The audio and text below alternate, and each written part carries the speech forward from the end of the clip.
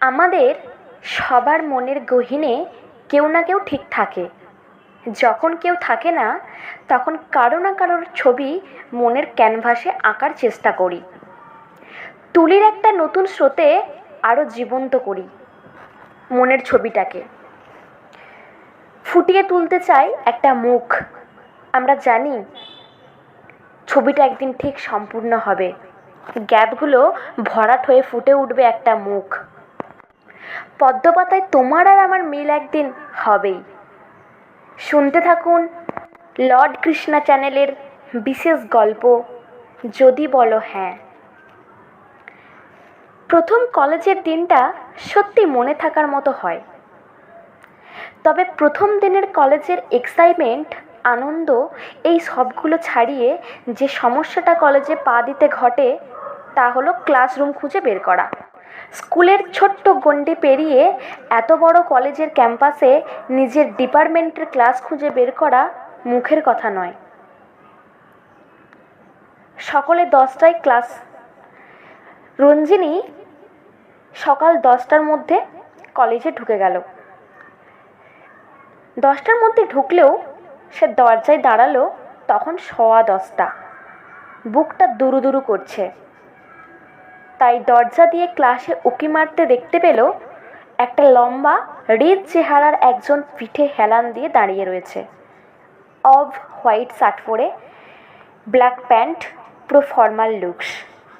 শুনে মনে হচ্ছে সবার সাথে আলাপ করছে। ও ধীর পায়ে দরজার সামনে এসে দাঁড়ালো। May I come in sir?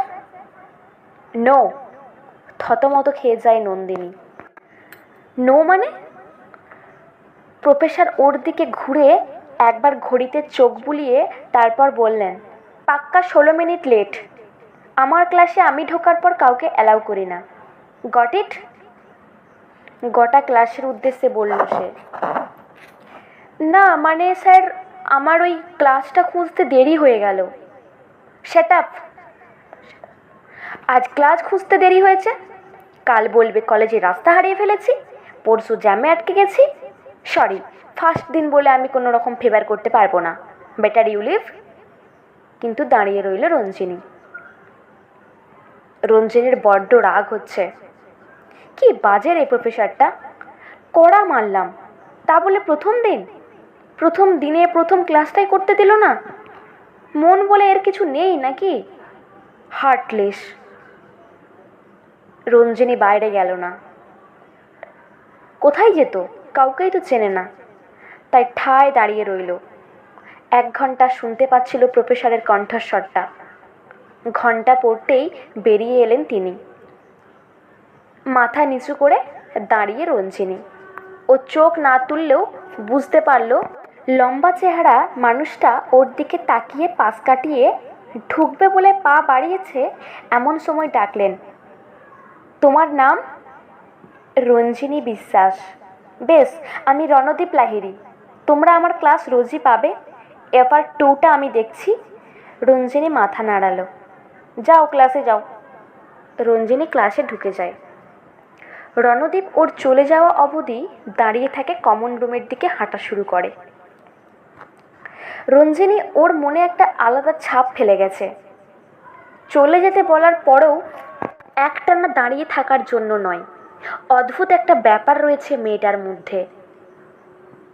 গোলগাল মুখটা কি অদ্ভুত লাল্লিত্যে মাখা। আকাশি সাদা নীল চুড়িদার পরে যেন ওই নীল আকাশটা মাটিতে নেমে এসেছে। কলেজে এই 1.5 বছর পড়াচ্ছেন তিনি। চোখ মুখে এখনও সেই মাধ্যমিকের বাধ্য মেয়ে ছাপটা রয়ে গেছে। বুকের বাঁ দিকটায় একটা অন্যরকম অনুভূতি রয়েছে, টের পেল। ইতিহাস সাক্ষী রয়েছে এই অনুভূতি যে বড়ই সর্বনাশা। কলেজের প্রথম 1 মাস কেটে যায় সিলেবাস বুঝতে বুঝতে, নতুন বই খুঁজতে খুঁজতে, নতুন বান্ধবীদের সাথে আলাপ করতে করতে। রঞ্জিনীর মোটের ওপর ভালোই লেগেছিল কলেজটাকে, শুধু পেপার 2 আর রণদীপ স্যারকে ছাড়া। এদিকে ক্লাসে রণদীপ স্যারের নামে পাগল সবাই। 4 জন টিচারের মধ্যে রণদীপ স্যার গোটা ক্লাসের রীতিমতো ক্রাশ। রণদীপ স্যারের ক্লাস কোনো মেয়ে মিস করে না। তিনি যদি কোনো দিন ব্ল্যাক শার্ট পরে আসেন, ব্যাস সেদিন সবগুলো মেয়ে ড্যাব ডেবিয়ে তাকিয়ে থাকে স্যারের দিকে, শুধু রঞ্জিনী ছাড়া, যাকে নিয়ে গোটা ক্লাস পাগল। তার প্রতি রঞ্জিনীর ফার্স্ট ইমপ্রেশনটাই খারাপ, এরপর বাকিটা তো খারাপ করেছেন নিজেই স্যার। এরপর কলেজের দ্বিতীয় দিন স্যার ক্লাসে ঢুকেই সবার আগে যেন ওকেই খুঁজছিল। দেখতে পেয়ে বলে উঠল, আজ তাহলে ক্লাস খুঁজতে অসুবিধা হয়নি? বেজায় রাগ হয়েছিল। এমন অকারণে কথা শোনানোর কোনো মানে হয়? আর তারপর থেকে চলেছে কোনো না কোনো কারণে দাঁড় করিয়ে প্রশ্ন করা, পড়া ধরা, ইত্যাদি ইত্যাদি। ক্লাসে আর কাউকে জিজ্ঞাসা না করলেও তাকে জিজ্ঞাসা করবেই, আর যদি না পারে তাহলেই হয়েছে। এই তো আজকে ক্লাসে পড়া বোঝাতে বোঝাতে প্রশ্ন ছুড়ে দিয়েছিল ওর দিকে, এই যে তুমি, একটা ভারতীয় উদাহরণ বলো তো। যথারীতি আকস্মিক প্রশ্ন ছুটে আসায় একটু হতচকিত হয়ে গিয়েছিল রঞ্জিনী। আর সত্যি বলতে প্রশ্নটার উত্তরও সে জানতো না।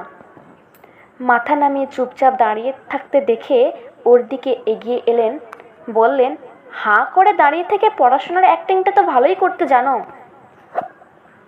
না স্যার, আমি সত্যি পড়া শুনছিলাম। পড়া শুনলে এরকম চুপচাপ দাঁড়িয়ে থাকতিস না। রঞ্জিনী থতমত খেয়ে যায়। স্যার কখন উত্তরটা বলল? সত্যি শুনছিলাম sir. Shut up, shut up. Sir চলে যেতে ক্লাসমেটদের জিজ্ঞাসা করে রঞ্জিনী, এই রণদীপ স্যার কি সত্যি পড়ানোর সময় উত্তরটা বলেছে? আমি তো মন দিয়েই পড়া শুনছিলাম, খেয়াল করলাম না নাকি? মনেই পড়ছে না। দূর, না স্যার কিছুই বলেনি। তাহলে যে স্যার বলল? স্যার কি গোটা ক্লাসের সামনে আমাকে হেনস্থা না করলেই স্যারের কি পেটের ভাত হজম হয় না নাকি? সবে 1 মাস হলো, গোটা 3টে বছর একে সহ্য করতে হবে। ভাবলেই ডাক ছেড়ে কাঁদতে ইচ্ছে করছে। মনে মনে ঠিক করে এর শোধ রঞ্জিনী নেবেই। স্যার বলে কি মাথা কিনে নিয়েছে নাকি? কিন্তু সেটা যে সম্ভব নয় তা সে ভালো মতোই জানে। রণদীপের আঙুলটা তখন থেকে নাম্বারের চারপাশে পাক খাচ্ছে। টেম করবে না, তা নিয়ে শুধু হয়েছে গন্ডগোল এক বিশাল। এই 1 মাসে ভালো করেই বুঝে গেছে যে তার সর্বনাশ হয়েছে। রঞ্জিনী স্বচ্ছ ছেলের মতো চোখ ডুবে এই মুহূর্তে ওর ন্যাকা ন্যাকা মন বলছে, পাঠান একটা মেসেজ। প্রফেসর সর্তা চোখ পাকিয়ে বলছে, ভুলে যাস না ও একজন প্রফেসর, তুই ওর স্টুডেন্ট। ব্যাপারটা কিন্তু ভালো দেখায় না। কি জ্বালা! প্রেমিক সত্তা জুলু জুলু চোখে চেয়ে রয়েছেন, আর প্রফেসর সত্তা কটমট করে শেষমেশ প্রেমিক মনটাকে দেখে মনটা ভেজল। তাই চ্যাট বক্সটা খুলে একটা মেসেজ করেই দিল রণদীপ, তবে প্রফেসরই ঢঙে। কিরে, সকালে যে প্রশ্নটা করলাম তার উত্তর পেলেই? রাত্রি 10:30, ডিনার সেরে সেই ফোন নিয়ে বসেছেন রঞ্জিনী। বন্ধুদের গ্রুপে পরের দিন প্ল্যানিং চলছে গালাগালি গুলতানি। তার মধ্যে হঠাৎ একটা টিং করে আওয়াজ, নোটিফিকেশন জানাচ্ছে একটা মেসেজ এসেছে। ভ্রুতে ভাঁজ পড়ল, আর মেসেজটা সিন করতে মুখটাও গেল খিঁচে। হ্যাঁ, কি বলতো? Industry, civilization. সেই তো গুগল দেখেই উত্তরটা দিলি। প্রত্যেকেই কিছু না কিছু দেখে জ্ঞান অর্জন করতে হয় স্যার, না ভুল না হয় গুগল। মন দিয়ে ক্লাস করে মাথা খাটিয়ে উত্তর দেওয়া যায়, বুঝলি তো? মাথা খাটানোর মতো গ্রে ম্যাটারটা থাকতে হবে। আমি মন দিয়েই ক্লাস করি। হ্যাঁ, তার নমুনা তো দেখতেই পেলাম। রণদীপ টের পেল তার পেটের ভেতরটা কুঁড়ছে। ইস, আর কি বলা যায়, আর কি বলবে? ভাবতে ভাবতে পাঠিয়ে দিল আবার মেসেজ, এখনও অন আছিস? দেরি করে ঘুমাবি আর দেরি করে উঠবি, 10টার ক্লাসটা আবার মিস করবি, দিয়ে আবার দরজার বাইরে দাঁড়িয়ে থাকবি। রণদীপ আসলেই বুঝলো আমাদের এই বয়স বেড়ে যাওয়াটা একটা খোলস। আসলে আমরা তো আমাদের মধ্যে সেই 13 বছরের কিশোরটা 18 বছরের যুবকটাই রয়ে যায়। সেই সদ্য যৌবনে পা দেওয়ায় প্রথম প্রেমের প্রথম অনুভূতি বুঝতে পারছে ছেলে মানুষটা আনন্দটা কোনো একটা বয়সে আটকে থাকে না। বয়স বাড়লেও সেই অনুভূতিগুলোর কোনো বদল হয় না। যদি হতো তাহলে এই 28 বছর বয়সে এসে নিজের থেকে 10 বছরের ছোট মেয়েটির প্রেমে পড়তো না। আর আজ ক্লাসে ঢুকে মেয়েটিকে না দেখতে পেয়ে এমন ছটফট করতো না নির্লজ্জের মতো। এই 3 মাসে অনেক বুঝিয়েছে রণদীপ নিজেকে, এটা ঠিক হচ্ছে না।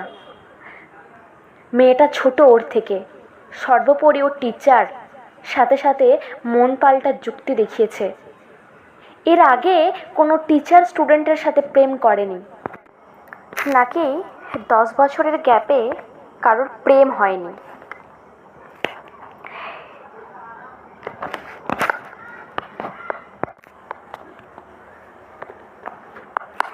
10 বছরের গ্যাপে কারোর রিলেশন হয়নি।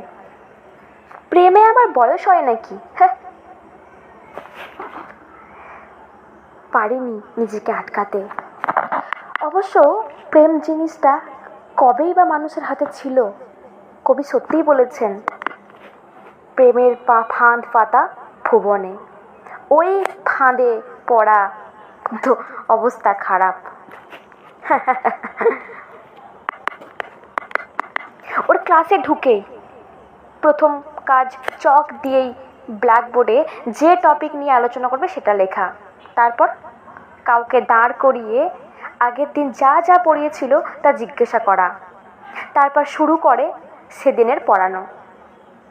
বেশিরভাগ দিন প্রথম দাঁড় করায় রঞ্জিনীকে। আসল কথা হলো, ক্লাসে ঢুকে সবার আগে রঞ্জিনীকে খোঁজেন তিনি। আজও তার ব্যতিক্রম হয়নি। কিন্তু আজ ওর দু চোখ গোটা ক্লাসে রঞ্জিনীকে খুঁজে পায়নি। পাবে কি করে? আজ রঞ্জিনী আসেনি। আর সেটা বুঝতে পেরে ওর মনটা কেমন যেন মেঘাচ্ছন্ন হয়ে উঠল। যদিও পড়াতে কোনো রকম ফাঁকি দিল না, কিন্তু অন্য দিনের মতো আজ লেকচারটা হলো না। ক্লাস শেষ করে ফিরছেন কমন রুমে। এরপর কতকগুলো ক্লাস, পাশে ক্লাস রয়েছে, ওদেরকে থার্ড ইয়ার ক্লাস রয়েছে, ওদেরকে উড়ঙ্গসে পড়াতে হবে। এদিকে ওর মন। রণদীপ থমকে দাঁড়িয়ে গেছেন। কি হবে ঔরঙ্গজেব পড়িয়ে? আমার মতো পরিস্থিতিতে পড়লে কি ঔরঙ্গজেব কি পড়ানো যায়? তৎক্ষণাৎ ওর প্রফেসরি সত্তা ঢঙে বলে উঠল, কি সব ভাবছিস? চলতে চলতে থমকে যায় রণদীপ। সহযুক্তি করে, সত্যিই তো, কি সব ভাবছি। মাথাটা ঝাঁকায়, যেন এই অবাঞ্ছিত ভাবনাগুলোকে তাড়িয়ে দিতে চাইছে। তারপর সামনে চোখ ফেলতেই আবার থমকে গেল। এ কি দেখছে সে? হলুদ চুড়িদার পরে খোঁপা বাঁধা ওই মেয়েটা কে? রঞ্জিনী না? হ্যাঁ, এগিয়ে আসছে সে। ঝিলের মতো চোখটা ব্যস্ততা, গোলাপি ঠোঁটটা কামড়ে এগিয়ে আসছে। উফ, মনটা নেচে উঠল। ওর এমন ব্যবহারে ওর প্রফেসর সত্তাকে চিৎকার করলেও ও পাত্তা দিল না।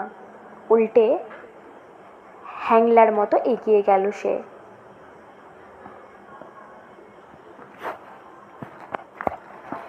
কিন্তু এগিয়ে গেল সেদিকে। তারপর একটা খুব অদ্ভুত লাগলো, কেমন একটা নরম তুলোর মতো কিছু যেন ভেসে বেড়াচ্ছে তার চুলে। পাশ থেকে দীপা বলল, হ্যাঁ রে, প্রিয় স্টুডেন্ট বলে কথা, ব্যাপার স্যাপারই আলাদা। তোর জন্য স্যার নিজের রুলস বদলে দিল। গোটা ডিপার্টমেন্টে রণদীপ স্যারের প্রিয় স্টুডেন্ট বলে রঞ্জিনীর বদনাম হয়েছিল। অ্যাটলিস্ট রঞ্জিনীর কাছে ওটা বদনাম। অন্যদিন বন্ধুদের মুখে শুনলেও খোঁজে যেত রঞ্জিনী, কিন্তু আজ যেন ও শুনতেও পেল না। ওর মাথায় একটাই প্রশ্ন ঘুরছে, কেসটা কি হলো? গতকাল রঞ্জিনীর প্রথম ক্লাসটা মিস যায়। সেকেন্ড ক্লাসের জন্য যখন নিজের ডিপার্টমেন্টের দিকে এগোলো, তখন রাস্তায় দেখা রণদীপ স্যারের সাথে। রণদীপ নিজেই ওর সামনে যায়। কিরে, ফার্স্ট ক্লাসে আসলি না যে? রঞ্জিনী কোনো রকম ভনিতা না করেই বলেছিল, আজ কলেজে ঢুকতেই তো দেরি হয়েছে, তবে আমি চলে যেতেই পারতাম, কিন্তু কলেজ গেটে যখন নামি তখন 9:58 বাজছে, আর কলেজে যেতে পাক্কা 7 মিনিট লাগবে, আর আপনি তো ততক্ষণে চলেই যাবেন, আবার ঢুকতে দেবেন না। তাই আমি আর নিজে থেকেই গেলাম না। সকাল সকাল না, একদম কথা শুনতে ইচ্ছা করে না স্যার। আর আজ স্যার ক্লাসে ঢুকেই বললেন, আচ্ছা শোনো, আজ থেকে তোমরা যদি 5 মিনিট লেট করো তবুও তোমরা ক্লাসে ঢুকতে পারবে, তবে 10:15 পর যদি কেউ আসে তাহলে তাকে আর ঢুকতে দেওয়া হবে না। আসলে আমি চাই না আমার কড়াকড়ির জন্য তোমাদের ক্লাসটা মিক্স হোক, আর তোমাদের পড়াটাও পিছিয়ে পড়ছে। আর তোমরা তো জানোই যে কলেজের রেগুলারের ওপর নাম্বার আছে। এই যে এই কথাটা বলে রঞ্জিনীর দিকে তাকিয়েছিল রণদীপ, এরপর থেকে যেন অ্যাবসেন্ট না হয়। রঞ্জিনী স্যারের মুখের দিকেই তাকিয়েছিল। ও খেয়াল করে রণদীপ যখন ওর মুখের দিকে চেয়েছিল, ওর চোখে কিছু একটা ছিল।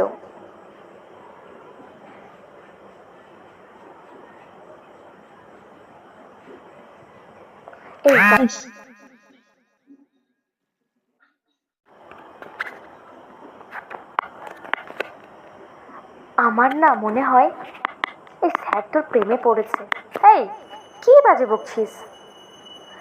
তুই নিজেই ভেবে দেখ না, স্যার তোকে ক্যাফেতে যেতে বললো কেন? একটা খাতারই তো ব্যাপার। কোথায়? আমাদের তো কখনো ডাকেনি। কথাটা যে ও নিজেও ভাবেনি তা নয়, আর যে ঘটনাটা ঘটেছে সেটাও খুব অদ্ভুত।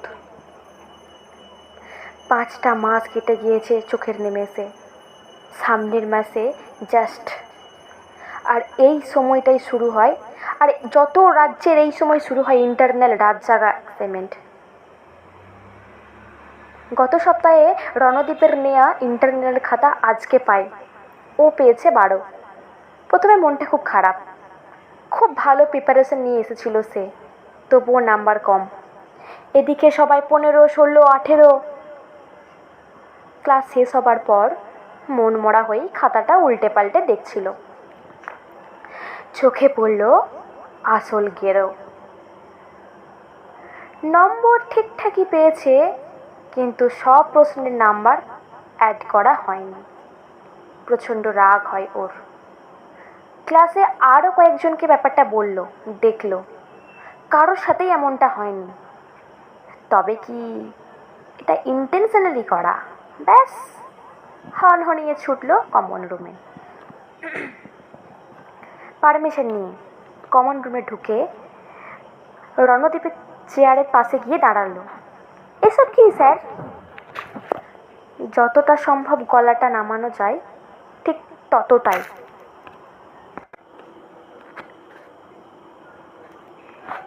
তখন রণদীপ বলল,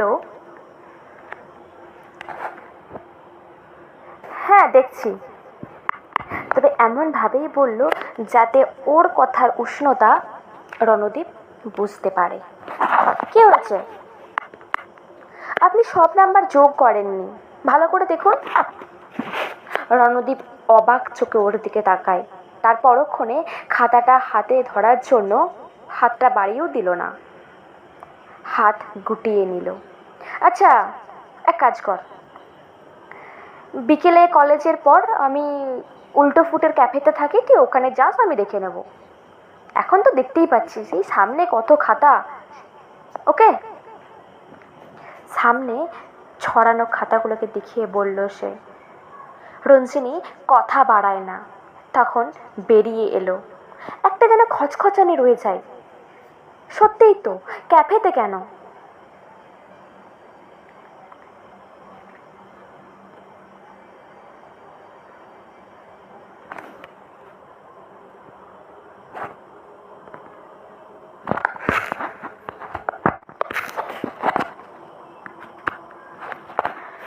তখন ক্যাফেতে গান চলছে, অ্যাসাইনমেন্টের খাতা, বাইরে বৃষ্টি চলেছে। স্কুল কলেজ লাইফে কখনো প্রেমে পড়েনি কারোর ও। টুকটাক চাপ কারোর ওপর থাকলেও ওইটুকুই। ওসব কলেজেই শেষ হচ্ছে। কিন্তু জীবনে এই প্রথমবার ও বুঝতে পারছে ও প্রেমে পড়েছে। একজোড়া কাজল টানা দিঘরে চোখ, ওই ছোট ঠোঁট ফোলানো মুখটা পাগল করেই ছাড়ল। শেষমেশ রণদীপ লাহিড়ী নিজের স্টুডেন্টের কাছেই কাবু হলো। পাশ থেকে একটা কণ্ঠস্বরে চমক কাটল। কি ভাবছিস? শুভ নয়। ওর প্রশ্নের উত্তর না দিয়ে মাথা নাড়ালো। কিছু তো হয়েছে তোর। আর কেন জানি মনে হচ্ছে কেসটা যেটাই হয়েছে সেটাই পুরো জন্ডিস কেস। দাঁড়া, ব্রেকিং নিউজ করতে হবে তো। তারপর কলেজের ছুটিও তো একটা ব্যবস্থা করতে হবে, কারণ এই খবর পেলেই যে পরিমাণ স্টুডেন্টের মন ভাঙবে, তার জন্য নীরবতা পালন করতে হবে না? হ্যাঁ বল, কেসটা কি? মানে তুই না ঠিকই আন্দাজ করেছিস। আরে বাহ, তা মেয়েটি কে? রঞ্জিনী নয় তো? চমকে উঠলেন রণদীপ। ও কি এতটাই হ্যাংলামো করে ফেলেছে যে সবার চোখে পড়েছে? তুই মানে কি করে? সাইকোলজি পড়ায় মশাই, মনের কথা বুঝবো না তাই কি করে হয়? তা সমস্যা কোথায় বলেছিস? নাকি বলাটাই আসলে সমস্যা? যুগে যুগে সব প্রেমিকদের তো একটাই সমস্যা, তার ওপর প্রেমিকা যদি কলেজের স্টুডেন্ট হয় আর তারপর যদি 10 বছরের ছোট হয়, তাহলে তো ইতস্ততা হবেই। শোন না, প্রেমেরা বয়স দেখলে চলে না, বলে দে তো। বলবো বলেই তো ভাবছি। বলে ফেল। আর বলা, 2 সপ্তাহ ধরে বলবো করেই তো প্ল্যান করছি। একটা করে প্ল্যান করছি আর একটা করে ক্যান্সেল করছি। একবার ভাবছি মেসেজে বলবো, আর একবার ভাবছি সামনে বলবো। বললে যদি না করে দেয় তাহলে?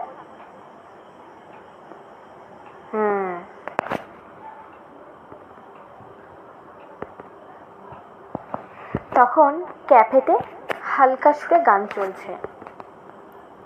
সেই সময় রণদীপ 2টো কোল্ড কফির অর্ডার দিল। একজনকে 2টো কফির অর্ডার দিতে ড্যাবডেবিয়ে তাকাতে গেল ওয়েটার। সেদিকে হুঁশ নেই। টেবিলে বসে হাত কচলাচ্ছে রণদীপ।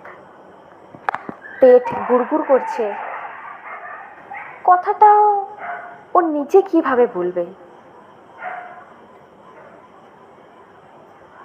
কাচের দরজা ঠেলে ঢুকলো রঞ্জিনী। বুকটা ওর দুরু করছে। মনে মনে সেই একটাই প্রশ্ন ঘুরছে। বাইরে বিপাকে দাঁড় করিয়ে রেখে এসেছে সে। ঢুকিয়ে রণদীপকে দেখতে পেল। ও টেবিলের কাছে গিয়ে দাঁড়ালো। বসো। রণদীপ সামনের চেয়ারটা দেখিয়ে বলল।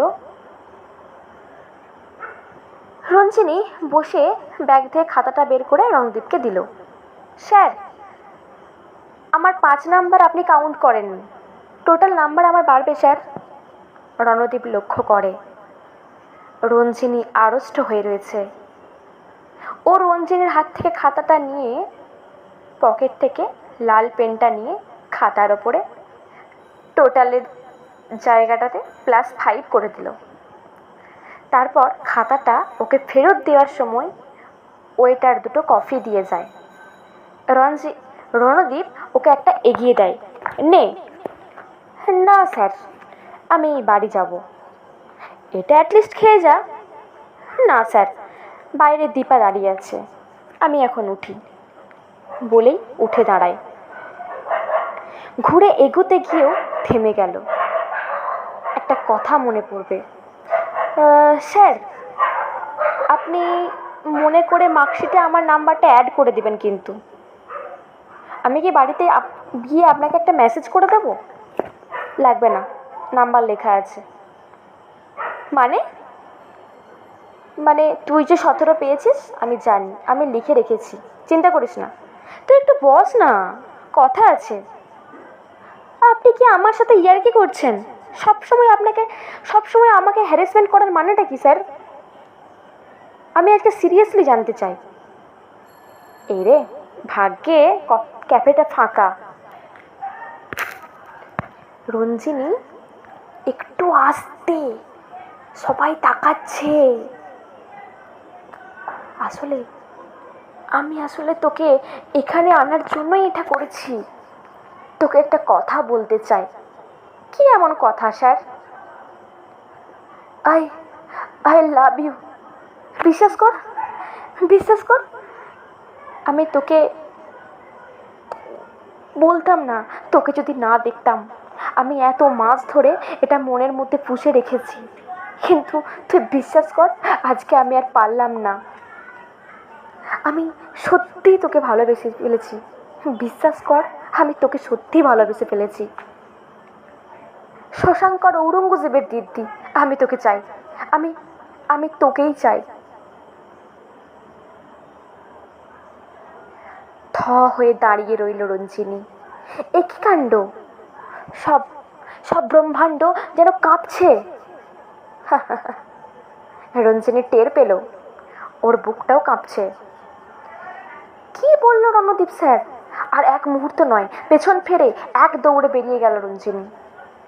পড়ে রইল 2টো কোল্ড কফি আর রণদীপ।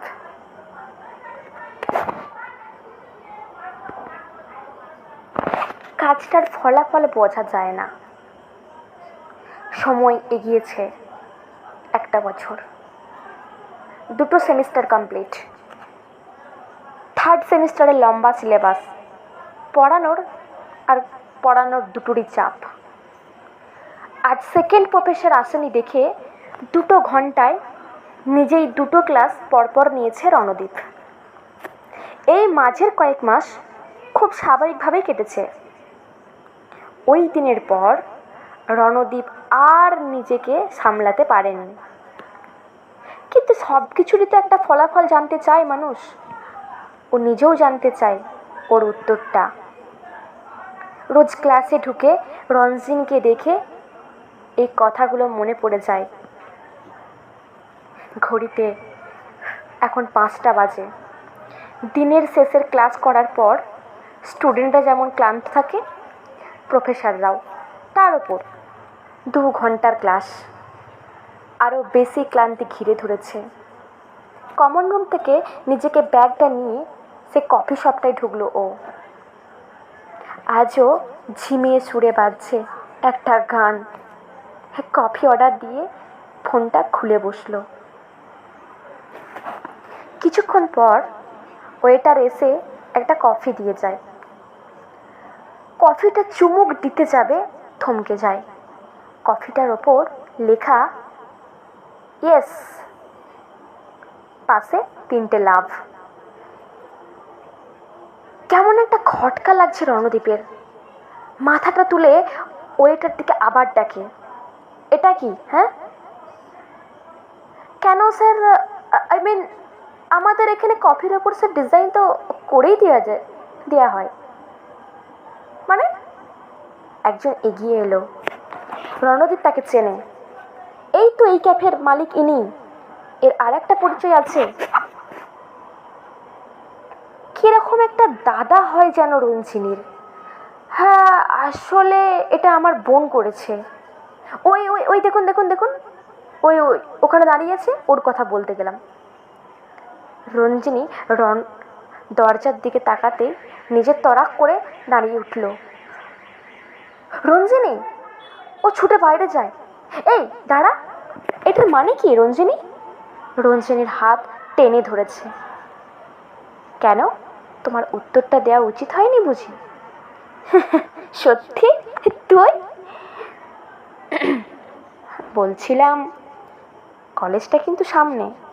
হাতটা ছেড়ে সরে দাঁড়ায় রণদীপ। তা দেখে হেসে রঞ্জিনী বলে, এই যে স্যার, এবার ক্যাফেটা একটু বদলান, তাহলে আমিও আপনার সাথে একটু কোল্ড কফি খেতে পারি। এর মধ্যে হাত দেখিয়ে টোটো থামিয়েছে। দাদা! তাতে উঠে বসলো রঞ্জিনী। চলুন টালিবাড়ি রোড। রণদীপকে পেছনে ফেলে এগিয়ে যায় রঞ্জিনী। মনের মধ্যে ভেসে উঠতে থাকে বিগত 1.5 বছরের ঘটনা। সেই প্রথম দিন ক্লাসের দরজার সামনে দাঁড়িয়ে যখন ওই মানুষটাকে দেখেছিল, সেদিনই বুকে একটা আত্মা টের পেয়েছিল। গোটা ক্লাসের সবাই যেখানে অ্যাটেন্ডেন্সের জন্য হাপিত্তেস করতো, সেখানে ফকটে নিজে তার থেকে অ্যাটেন্ডেন্স পেতে ভালোই লাগতো বই কি।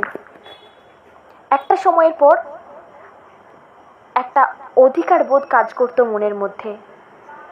রণদীপ যা কিছু হোক, তাকে স্বপ্নে যেন অলিখিত পড়েই পড়তো। আর রণদীপের ওপরও রাগ দেখানো যেন ওর অধিকারই ছিল। কবে যেন মনে মনে রণদীপ স্যারটা যেন রণদীপ হয়ে গেল, বুঝতেও পারিনি, চাইনি, বুঝুন সেদিন। 2 দিন পর রণদীপকে উত্তর দিল সে। বুঝলো সেদিন, তবুও এতদিন পর উত্তর দিল রণদীপকে। রণদীপকে তো কবেই উত্তর দিতে চেয়েছিল, তবে এই মাঝের সময়টুকু ছিল শাস্তি, ওই অকারণে হেনস্থা করাগুলো। বলেছিল না? ওই নিজের মনে হেসে উঠল। অপরদিকে রণদীপ ফিরে এসে কফিটার ওপর লেখাটা দেখে চেয়ে রয়েছে। এসব সত্যি? রঞ্জিনী সত্যি? তারপর গান বেজে উঠল।